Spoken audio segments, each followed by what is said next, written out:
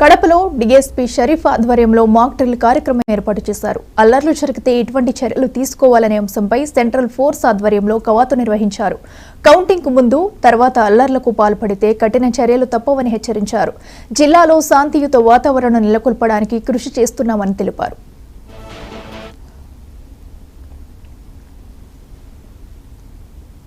Party నాయకులకు అందరికి కూడా మనకు కడప పట్టణము స్ట్రాంగ్ రూమ్ ఉంటుంది. జిల్లా నుంచి నలుమూలల నుంచి అందరూ కూడా నాయకులు వస్తారు, వాళ్ళ ఫాలోయర్స్ వస్తారు. స్ట్రాంగ్ రూమ్ ఉంటుంది, ఎన్నికలు ఉంటాయి కాబట్టి చాలా 144 ఉంటుంది, 30 పోలీస్ యాక్ట్ ఉంటుంది, election commission of India rules and regulations implement చేయాల్సి వస్తుంది. కాబట్టి ఓడిన వాళ్ళు బాధలో ఉంటారు, గెలిచిన వాళ్ళు ప్రశ్నలు చేసుకోవాలని చూస్తారు. ప్రశ్నలు చేసుకోవడం కానీ గుంపులు కొట్టడం కానీ చేయకుండా మీరందరూ కూడా మీ మీడియా కూడా మాకు సహకరించి ఎలాగూ ఎన్నికలు అందరం కలిసి ప్రశాంత వాతావరణంలో జరుపుకున్నాము. అదేవిధంగా ఎన్నికల రిజల్ట్స్ రోజు కూడా అందరూ కూడా మాకు సహకరించి ప్రజలు మమేకమై అందరూ కూడా మన కడప పట్టణంలో చాలా శాంతియుతమైనటువంటి వాతావరణంలో ఎన్నికలు జరిగాయని చెప్పి ఎన్నికల కమిషన్కి మన ద్వారా తెలియజేసుకుందాం.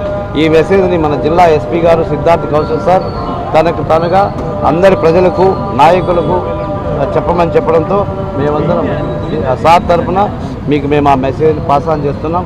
Thank you.